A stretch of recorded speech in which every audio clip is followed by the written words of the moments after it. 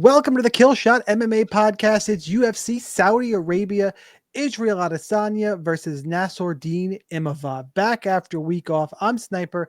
Monk is with me as always, going to break down all now 11 fights on this card, give you some breakdowns, some DraftKings strategies. You're going to smash the like button. Appreciate those of you who do. And if you didn't, I guess at least you're still listening. Either way, we're going to break it down, make some more money. Hopefully we got all our bad calls out 2 weeks ago. Look, some weeks you're right, some weeks you're wrong. It is a high variance game and on a card where some of the big money favorites got smashed. It was an okay card to be wrong on. And you know what? It wasn't a pay-per-view we got.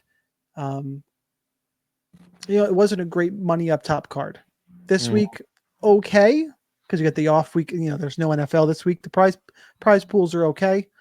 And then we'll come back with the pay-per-view next week. Monk, how was your week off, sir?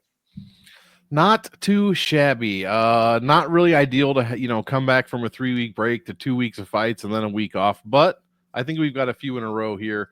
And it did help that my guy Marab got it done against the evil Nurmagomedov clan. So, yeah, we're riding high off that one.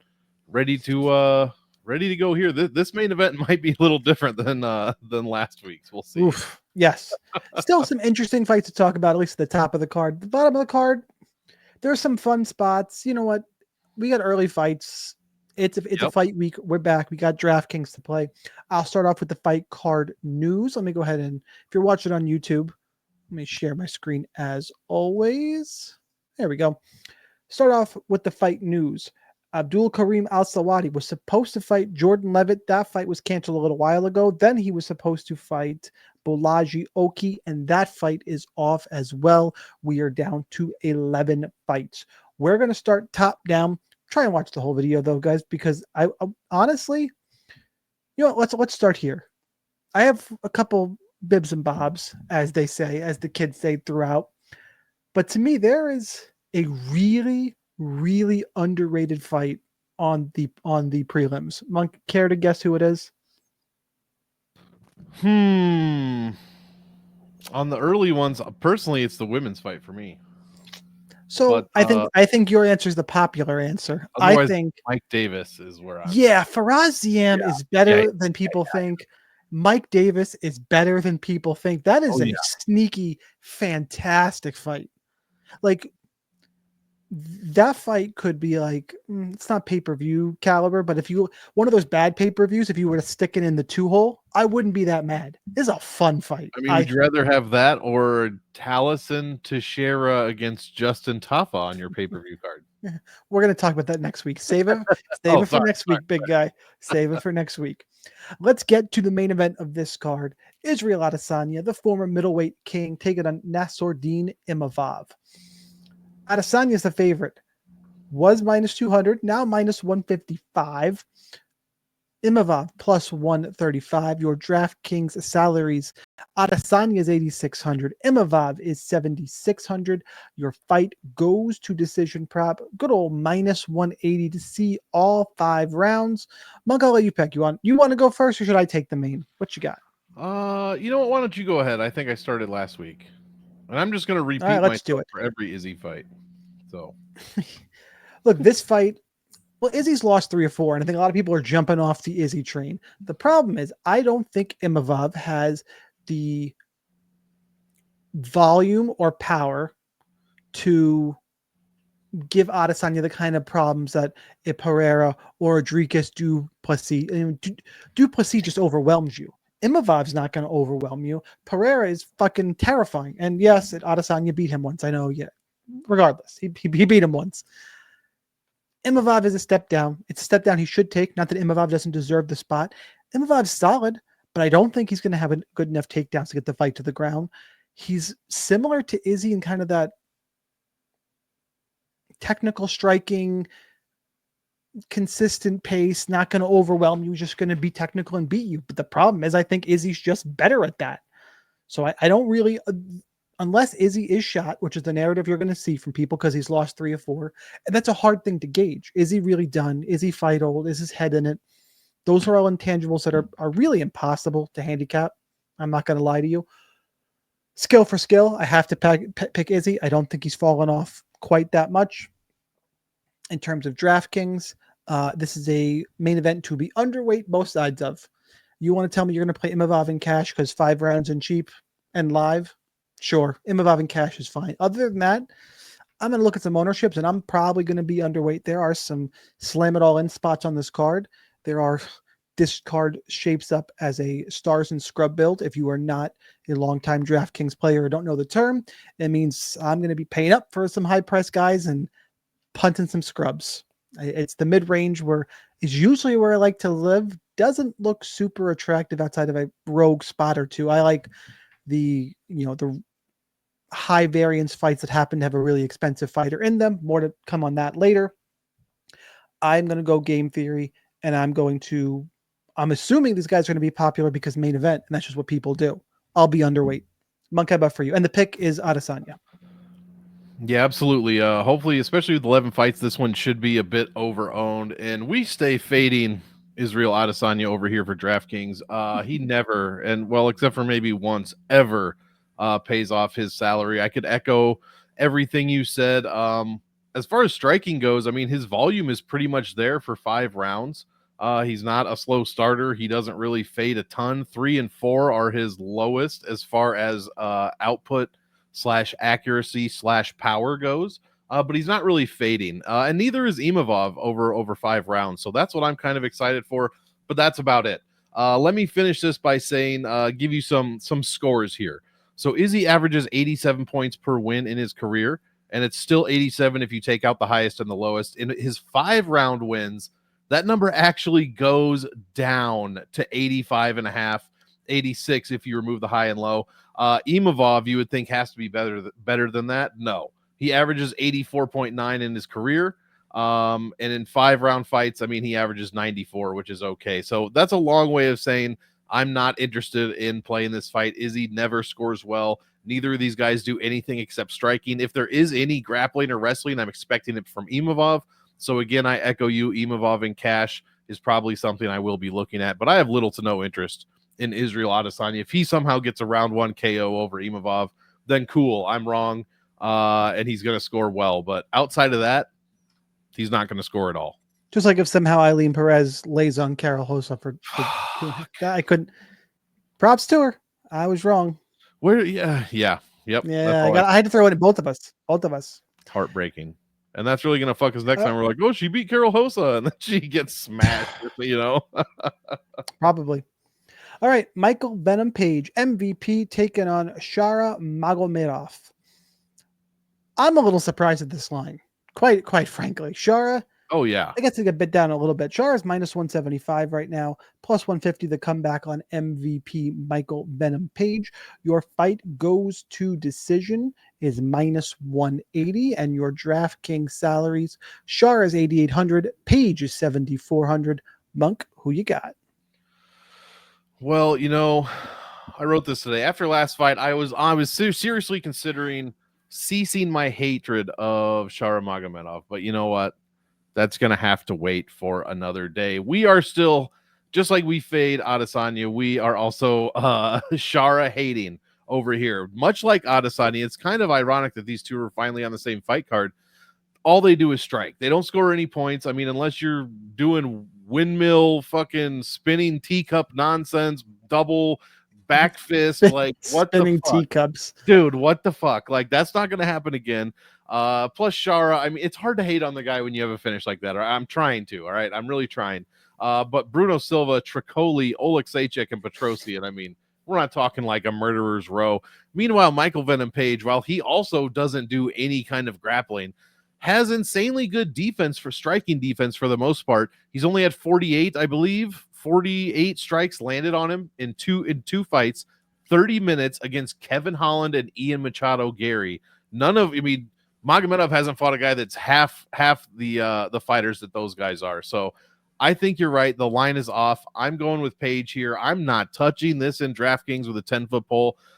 Page has scored like 50 points in his win. Like, we're not talking anything. And if Shara Magomedov can't get an early finish, guys, what are we talking about then? So I'm not looking forward to this one. I don't even think Page is worth rostering at the cheap price of 7,400. He might not even 10x. He might not even 10x win. Listen, On an 11 fight card, I don't think that matters. Oh yeah, all right. That's probably true. If he gets a win, we're not talking about like a high scoring loss. If he gets a win, then you're probably right about that. So in that case, I'd be much more interested in Page than Magomedov, much for the same reasons that I gave for being more interested in Imavov over Adesanya. The A side is just not scoring. Yeah, my problem here is of the fighters, I'm not picking another dog until 7,800, and there's some with really limited upside. Now, there's also some in those bargain basement prices that have huge ceilings, but in terms of cash games, Imavov's probably still one. No, Imavov is still one, as much as I want to hate on him. And then Page is two for your cash game punts.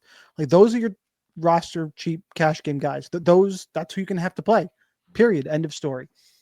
Because, like you said, they're going to stand and strike. I think Shar is a little bit overvalued here in that big step up in competition from him.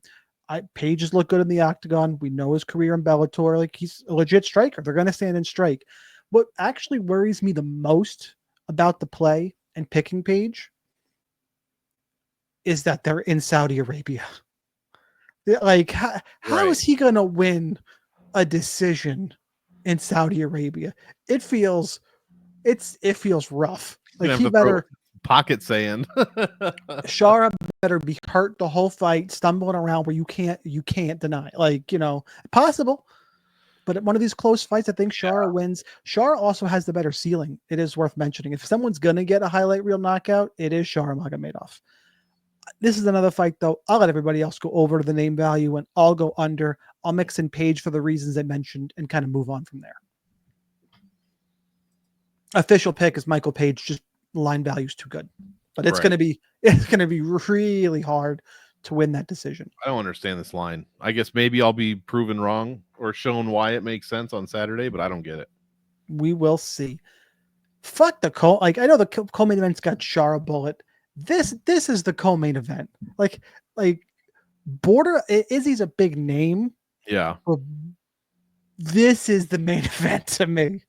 Like, Sergey Pavlovich. Yeah, I know he's lost back-to-back fights. Still. Big boys throwing big bombs. Pavlovich against Biggie Boy.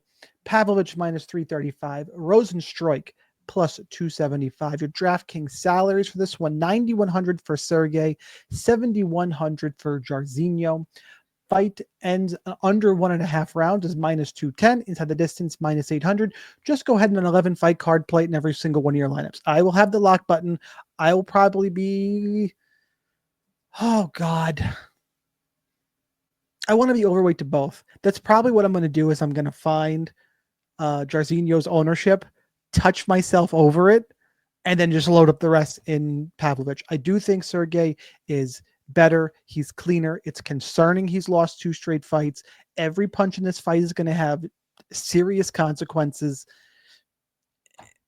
But Jairzinho really has beaten a bunch of nobodies, and last time tied to Ivasa, who does not look the same. And other than that, Jairzinho loses to anybody decent he fights.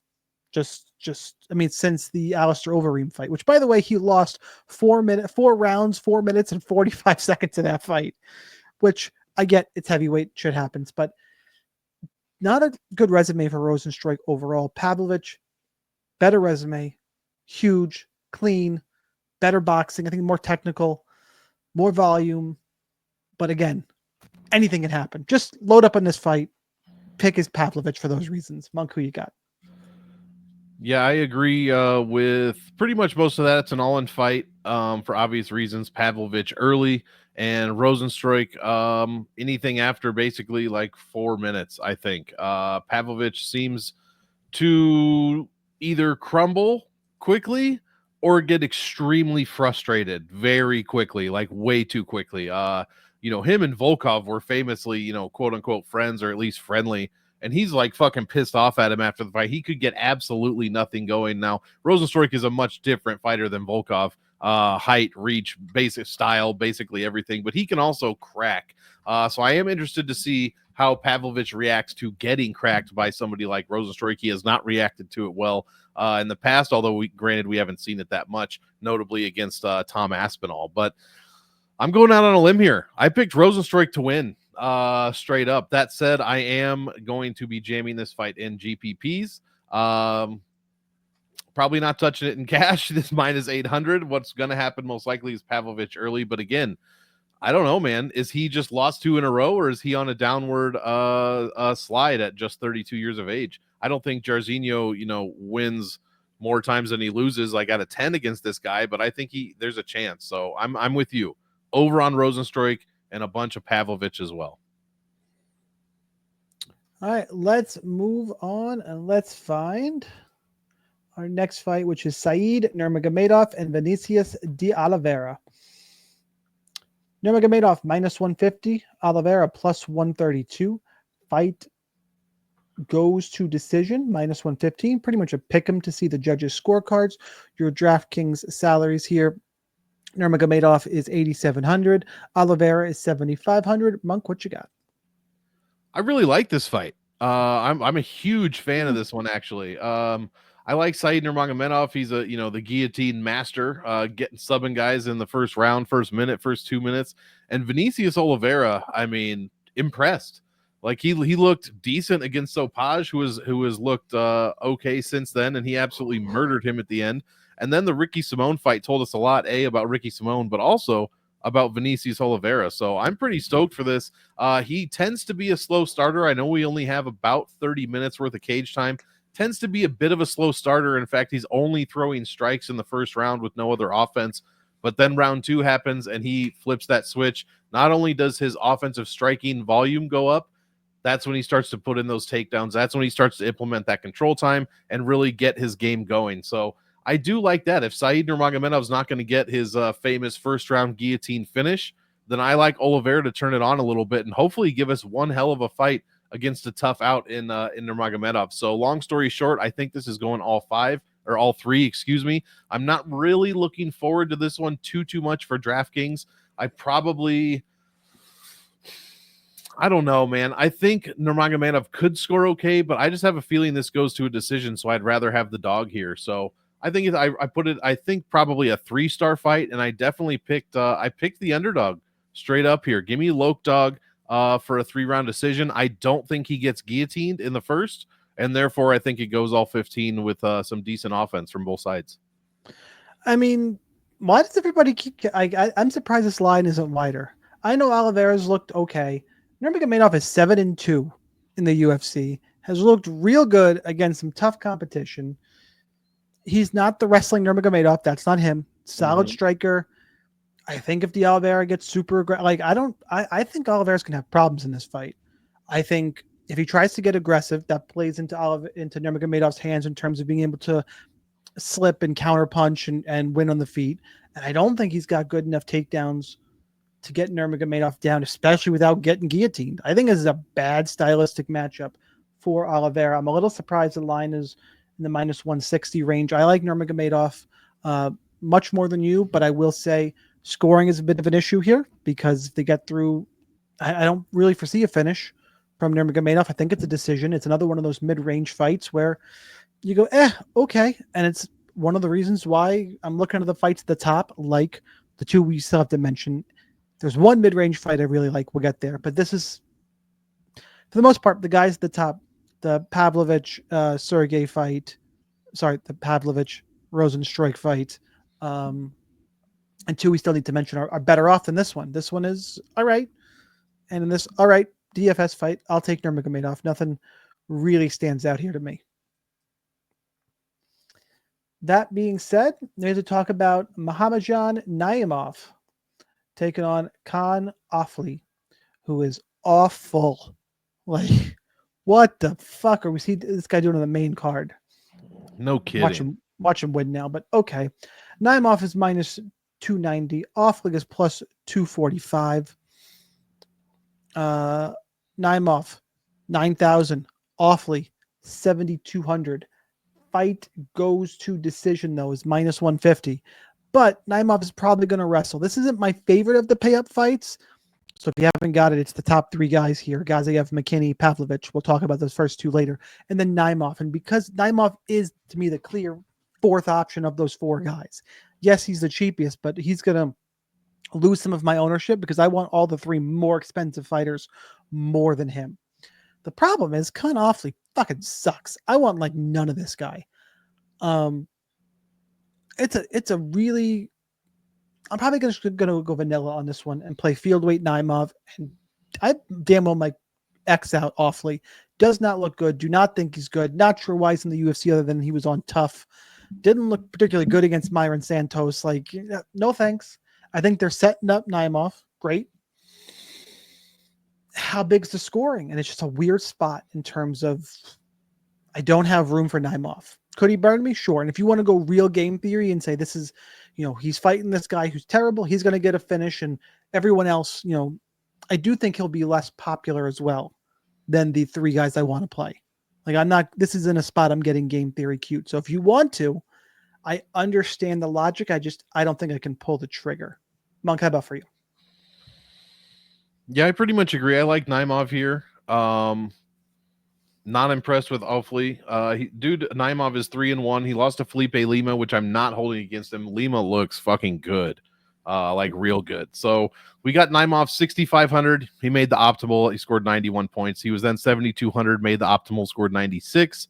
You're like, well, he was just super low scoring or super low salaried. Well, then he was 91 against Silva, put up 121, made the optimal again. So all 3 wins. My guy Mohamed Naimov is optimal, and now he's fighting a guy who we both think is a little bit less than a little bit subpar in Khan Ofli. So why couldn't he have a repeat performance? A little bounce back in Saudi Arabia. I absolutely love it. His numbers look good.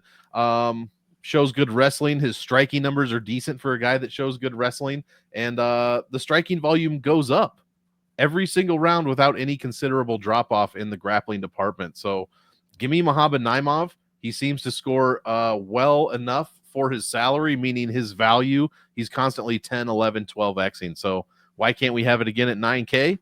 Let's try it. And in his last fight, or no, it was the Eric Silva fight. Yeah, he won in 44 seconds. So he's won in the second round. He's won by decision, and he's won with a quick win bonus. Us DraftKings guys love to see that. So give me Naimov. I think he's good in all formats.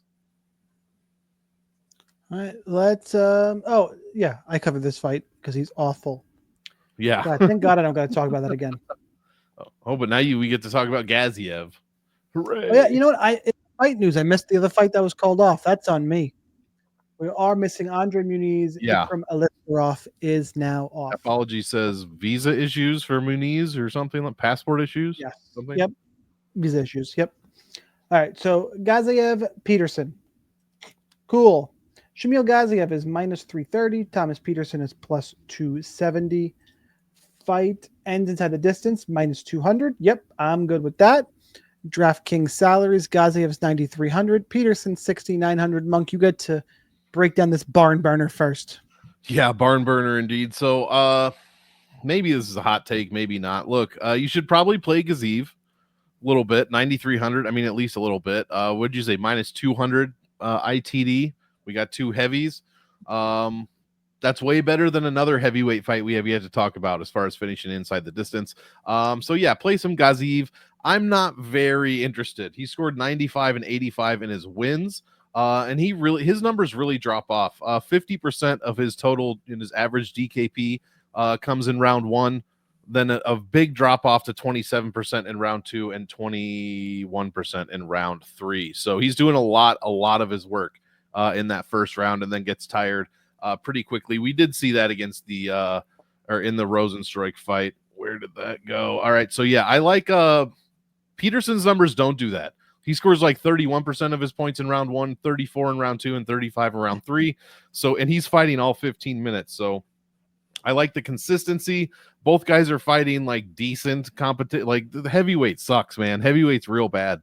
So both guys, are fighting okay guys. Dante Almays, Boudet, Jamal Pogues, Muhammadu, Whoa, see, you can't just toss in Jamal Pogues. No. Dude, these guys are bad. No, these guys are bad. They're all bad, is what I'm saying. They're all just, it's just like, who cares if it's Gaziev's competition's a little better, but okay. Boudet or Pogues or Usman, like those dudes are all Boudet shits on Pogues' life. Boudet, true.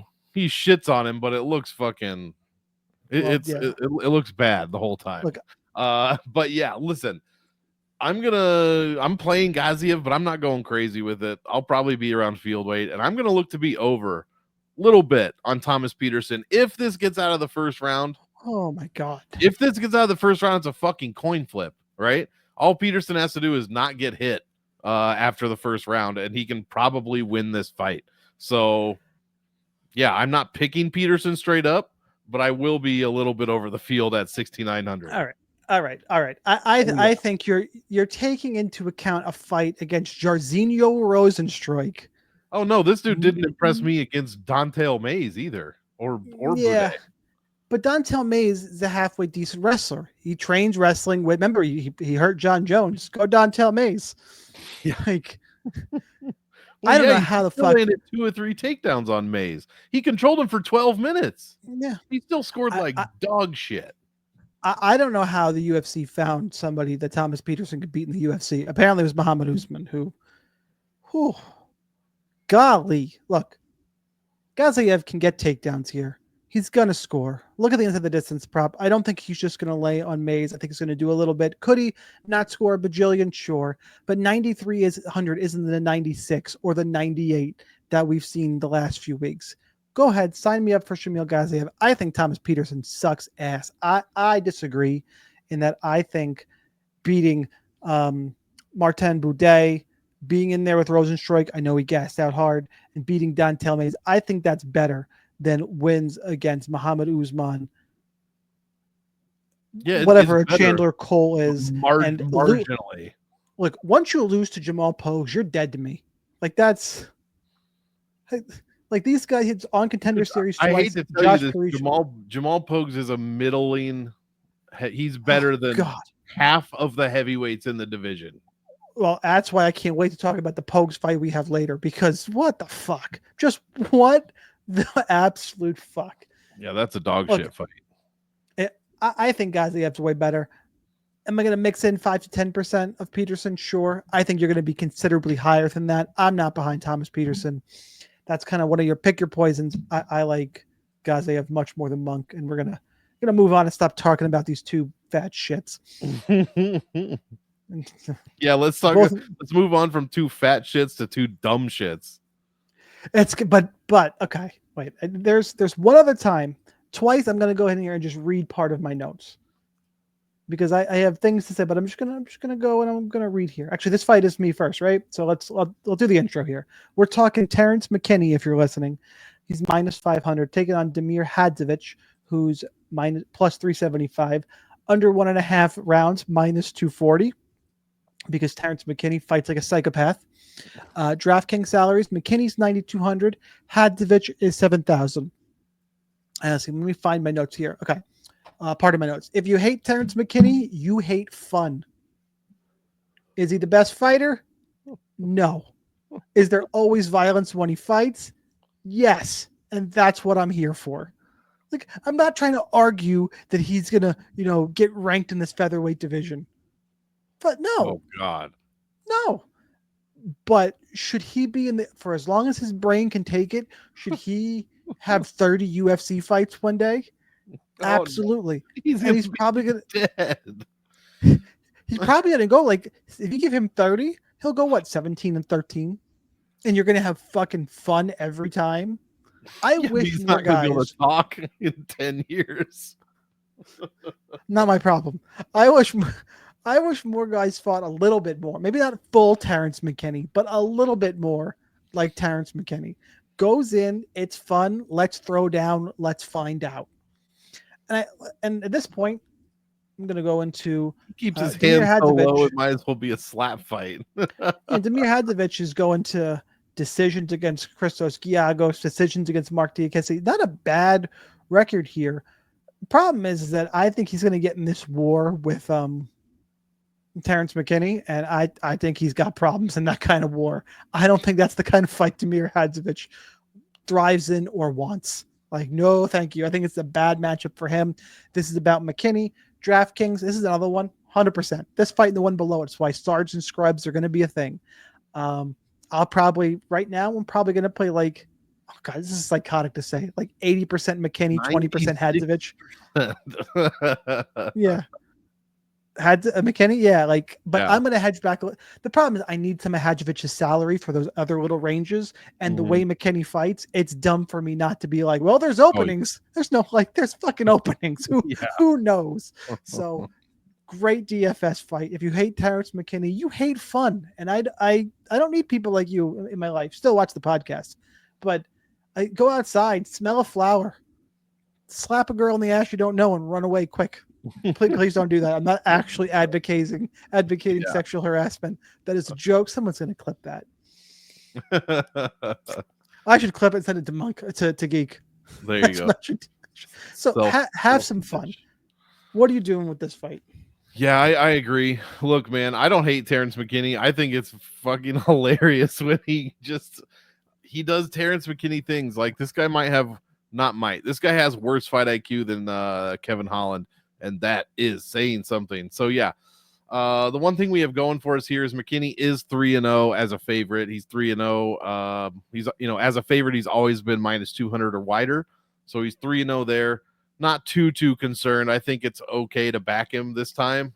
Generally, I do not think that, but yeah, I think this time we're okay. Demir has shown okay striking defense, but you said it, man. This is going to be a war. There's 1 minute finish potential here. And he's not the most expensive fighter on the card, so you really have to play him. And he's Terrence McKenna. He's going to do McKenna things. So, like you said, you got to get some Hadzovic in there as well. Probably not a ton though. So, yeah, risky. But this is one time I will say, give me Terrence McKenna for the knockout win early. There you go. Come on. He's probably good in cash. He's probably good in cash too. That's fucking wild. That is fucking wild to say. All right, the most underrated fight on the card: Faraz Ziam, Mike Davis. I'm a little surprised the line isn't flipped, but fine. Basically a pick'em fight. -140 for Mike Davis, +120 for Faraz Ziam. Fight goes to decision, -190. Should see all 3 rounds of action in this one. Your DraftKings salaries: Mike Davis is 8,400. Ziam is 7,800. Monk, where you going? I hope we do see all 15 minutes here because Mike Davis has some fantastic numbers, like really good numbers. And even if you're like, oh, numbers don't mean shit, go back and watch his fights minute to minute. He is putting up offense. I mean, his striking offense, takedown, control offense, even his individual offensive numbers like head striking, body striking, distance, clinch, ground. These numbers are all well above average, if not like top 10%, like of all time I'm talking about. So that is very, very promising. This dude loves to get takedowns. And when he gets down there, he is not doing nothing. He is ground and pounding. He's going for stuff. He is constantly scoring points. We love to see that as DFS guys. We're not talking about a Marab level of cardio or anything. But Mike has shown cardio and has shown ability to fight for 15 minutes. So I really like him, especially at this salary of 8,400. When 8,400 wins, it makes optimal 49.5% of the time. So that's a very, very good number. Meanwhile, for us, Ziam, I don't know what he's on, but 4 fights in a row. Look, they're not the best names. We're talking Figlak, Herbert, Claudio Puelles, and Matt Frivola. But he's doing what he's supposed to do. 4-0. He's scoring okay points. And he's been showing good striking defense as well. So the big hole that I'm seeing is his takedown defense, 22 percentile overall. That's going to be difficult with Mike Davis's 85% takedown offense. So give me Mike Davis here for the win. I think he can potentially score a lot of points. And if Faraz Ziam still has something, if he's still going to make it 5 in a row, he's going to look damn good beating Mike Davis. So we'll have a little bit of him. I think he's a bit overpriced at 7,800, so I'm leaning more towards the Mike Davis side at 84. I think he's made the optimal lineup. I guess it is a little less than that, just 1 out of 3 times. But I think he's got a great salary here. His average salary is 8,867. He's coming in at 8,400 this week. Yeah, he's fine. I'm just on the Faraz Ziam side, but it's a really slight lean, quite honestly. There's nothing in this fight. Both guys win fights by going wherever they have an advantage. They're both well-rounded guys. When Mike Davis has got a striking advantage, he uses that. When he's got a grappling advantage, he uses that. I can say the same about Faraz Ziam. Flashed a little bit of power.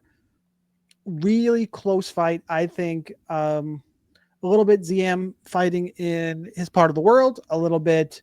I actually think he's a little bit cleaner on the feet. And it's about the takedown defense, like you mentioned. I think he's got enough to get it done there, especially having trained for the Frivola fight. Like, I think his takedown defense has leveled up a little bit. That's why I lean on the Ziam side. Is it a great fight to target? No, the salaries help. The problem is there's one fight in this mid-range that I like much more. We'll talk about that in a second, but I will take the ZM side. I'll play a little bit of both sides, but higher on the dog for sure for me. Is that next fight up? It is not. This one is Mayra Bueno Silva and Jasmine Jazzy J. Jazz Devicious. Jazzy J minus 230. Bueno Silva plus 195. Fight goes to decision is minus 325. Your DraftKings salaries. Jazz is 8,900. Bueno Silva is 7,300.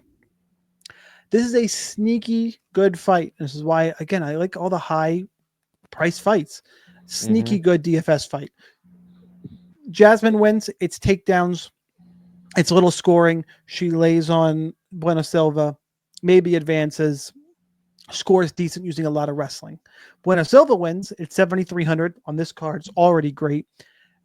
And she probably has submitted Jazz Devicious going for a takedown or off her back. I think that overall, the striking is kind of a wash. I think Jazz Devicious' wrestling is good enough. When you're relying on somebody like, I think MBS is going to rely on that submission to win the fight, because I don't think her takedown defense is good enough, then I have to pick Jazz, but there's sneaky upside for the Bueno Silva sub. But Jazz Devicious in a pretty good spot here. I will not get Eileen Perez part 2. I will not get Canadian Eileen Perez. What do you come on? I agree. I think this is sneaky. I'm hoping it's going to go under the radar, but now we only have 11 fights, so it probably isn't.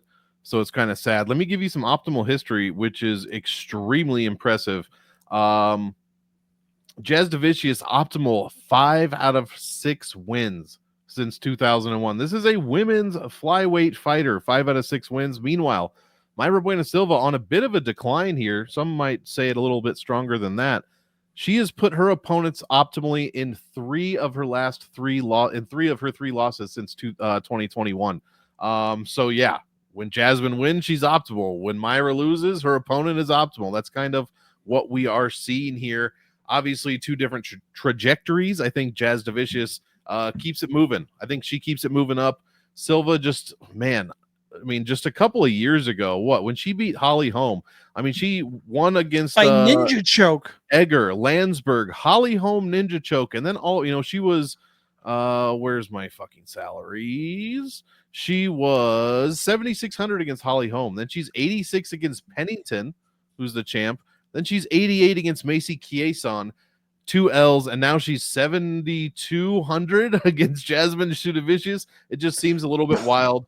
I'm with you. I'm on the Jasmine side. I think she's going to be able to get her grappling going. I think she controls very well, and she scores well in control positions. That said, if she can't get it going, Mayra Bueno Silva, also a very good grappler, could submit her as well. So give me a little bit of both sides. I like this fight. I'm going to look to be over both sides, but more so on the Double J side. Like I said, she's moving on up, as they say. I don't think it stops here. All right, let's go. Let's talk about Bogdan Grod. Bogdan Grad. What the fuck you say his name? Against Lucas Alexander, who's got a very American name and is very Brazilian. It's very strange. Alexander, some line movement here. Alexander opened as the dog, which I agreed with, and now he's being bet as the favorite, which I don't understand, quite frankly. Yeah. That's an interesting odds value here. Grad is plus 100 right now. Alexander's minus 120. Your odds value that I mentioned. Grad is 8,300. He's $400 more expensive. Alexander is 7,900, who there's going to be cash game chalk for that reason, which whatever. should look up the prop real quick. Fight ends inside the distance is minus 150. Solid one to target. This is the sneaky one to target I was talking about in the mid-range. Monk, you're first to break it down. Sneaky to target, and yeah, I don't understand it. I'm not putting favorite money on a guy who was minus 500 against a dude named Jaka Saragi and gets fucking KO'd in 91 seconds. Like, that's... I wrote it twice. Once you lose to Jaka Saragi, you are dead to me as well. Yeah, that's... I don't know. I mean, no disrespect. I mean, Jaka would probably demolish me, but I'm just saying, you're getting smashed by this dude in 91 seconds as a minus 500. Like, what makes me want to put money on you as a now minus, like, what, 125 favorite? It just doesn't make sense. Even against a newcomer, debutant Bogdan Grod, even against a newcomer that is 1-1. Is this true? In his DWCS fights, I think he lost to Tom Nolan, if I'm not mistaken. Yeah, he's fought some okay competition, guys with okay records in his past 4 or 5 fights. I've seen guys with much worse strength of schedules, making their debuts. I don't trust Lucas Alexander. I'm pretty sure without looking, I picked Bogdan Grod to get it done here for those reasons, man. I don't trust Alexander, even though he's a dog, I believe at 7,900, if I'm not mistaken. Like, that's still too much for me. I do think it's not too much for me. It's too much. I don't have enough confidence in him to make a huge play there. That said, this is a sleeper fight. I will have some of both sides. If Grod isn't good and Alexander is going to rebound from his awful loss, then fantastic. I don't want to miss out on that. But if he's bad and going to go 1-3 in the UFC and get cut, then I want some of Bogdan Grod at I think 8,300. I might be flipping those salaries, but they're close enough to where it probably doesn't matter. 33. So give me Grod for the win. He's closer to his house, you know what I'm saying? So that helps a little bit. Give me Bogdan. I'm all about Bogdan Grod. That Lucas Alexander lost to Jaka Saragi is bad. On top of that, look, this is a low-level fight, but Bogdan Grod it's going to look for takedowns. Alexander can give them up, has given them up. I don't understand the line flip. I think Grod is more aggressive, going to look to grapple, and Lucas Alexander's chin super concerns me now. Yes. Minus 150 to go inside the distance. Everyone's going to be on Alexander for the odds value flip we just talked about. It might be really good for us then. I'm going to quote my notes and I'm going to read my notes for the next fight, but this is a GPP special, but I'll go to game theory school and hope to grad U8. Yes. Fuck yeah. Dad Give him joke. his points. Gotta throw in the dad joke. Although the next thing I'm about to say is about to get real weird. So let's move on to the last fight of the night. Let's go. Hamdi Abdul Wahab taking on Jamal Pogues. Hamdi's minus 110. Pogues is minus 110. Fight ends at the distance. Sorry, fight goes to decision minus 200. Yeah. Wait. Let's just gonna get there in a second. This is the one I was referring to earlier. DraftKings salaries 8,200 for Pogues, 8,000 for Hamdi. My notes. Look, there is a lot of good analysis and breakdowns and strategy talk in the Discord in our notes. I decided to have a little bit of fun with this one, quite honestly, because, I mean, it's this fight. So my notes say this. 2 fat slobs walk into a Denny's and only one can have a Grand Slam breakfast. Who walks out?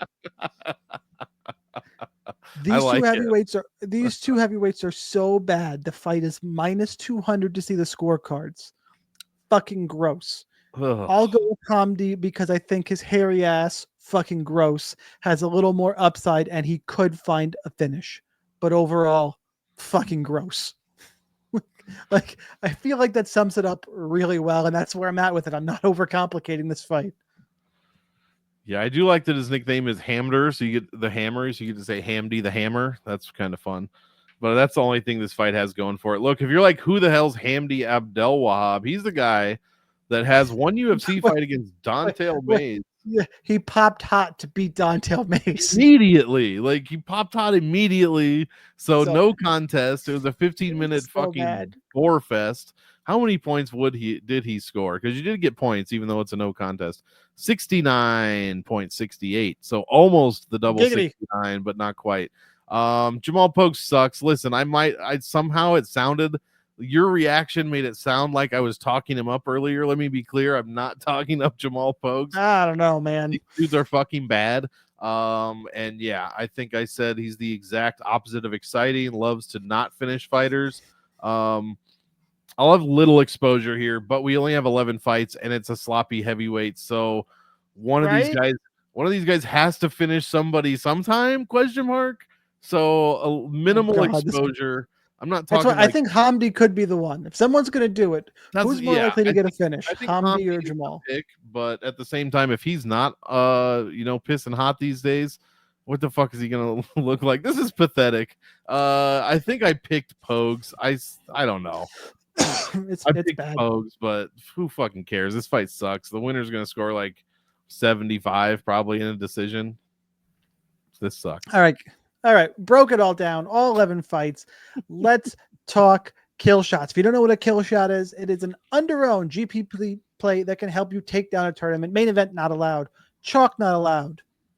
Doesn't have to be an underdog, but it is preferred. Monk, do you have one teed up? Well, actually, yours now. You can't go Rosenstrike. That's definitely chalk. No Rosenstrike. I would argue. I think Hadzovic is too chalk too. Yeah, definitely. Well, I know the one where you should go that I would let you have. That one maybe. Sorry, I have a different format now. Ooh. Would you? That fucking sucks. MVP can't be a kill shot because he's more of like a drive-by slapping instead of a kill. You're going to say Vinicius Oliveira. No? That's why I stopped scrolling and I was just looking at my write-up on Vinicius Oliveira. Yeah, it's going to be Vinicius Oliveira, not Imavov. Yeah, it's going to be Oliveira. Listen, I think this is a great fight. Either guy can win. This is going to tell me a lot about Oliveira, who again, I think looked great against Simon, but that could be a product of Simon just completely falling off a cliff. So I'm excited to see what this kid can do. At I think like 29 years old. So yeah, give me a Loke dog here. So I'm going to need a ruling because I don't think it should be under-owned, but the odds value would suggest he's not going to get a ton of ownership. I want to say Bogdan Grod. I think that's fine. 8,300 Bogdan Grod. He's an underdog. He's a dog on the card. If that one wasn't going to be allowed, I was going to say Faraz Ziam. But so that's I think Grod's fine, especially if we think he's going to be under-owned. I'm with you. I'll be playing. I don't get the line movement. Now watch him go out and get smashed like Carol Hossa. I'm not gonna forget that one for a while. That hurt. Can't let it go. That really hurt. Can't let it go. But you know what is going to help me let it go? When somebody in DFS Army takes down the big GPP this week. Yes. Come join us, DFS Army. We'll see you in the Discord. All your links, all the good shit is in the description here on YouTube. We'll see you in there. Monk, you got anything before we get out of here?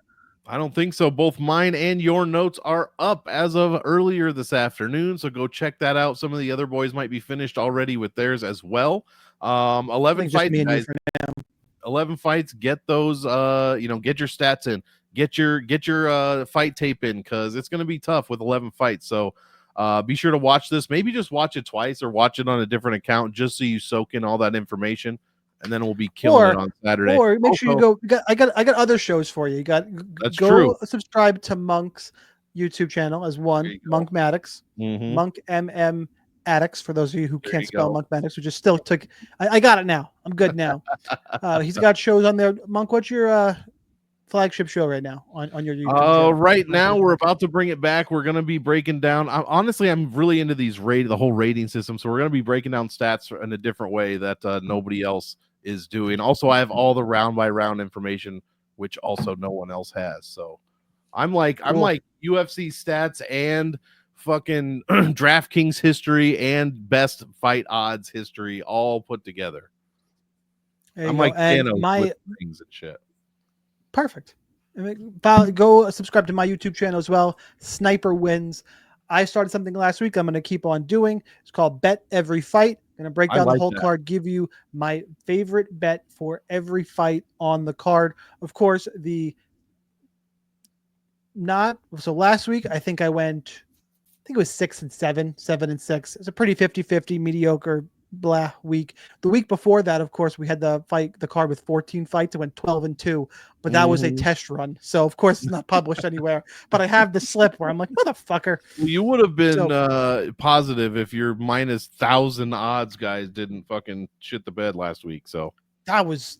I don't know. For the most part, I think the most I ever took is like minus 150 at the top, and I'm going like we're betting everything from I wait till Thursday or I see. Friday, All right. and we talk takedowns landed, could be significant strikes landed, could be a round prop, could be a money line. I thought there was value in the spreads last week, and the favorites were getting finished. It's like I was like, Peyton Talbot minus 5.5 or minus 7.5. Cool. Either wins all 3 rounds or gets a finish. All right, yeah. Oh yeah.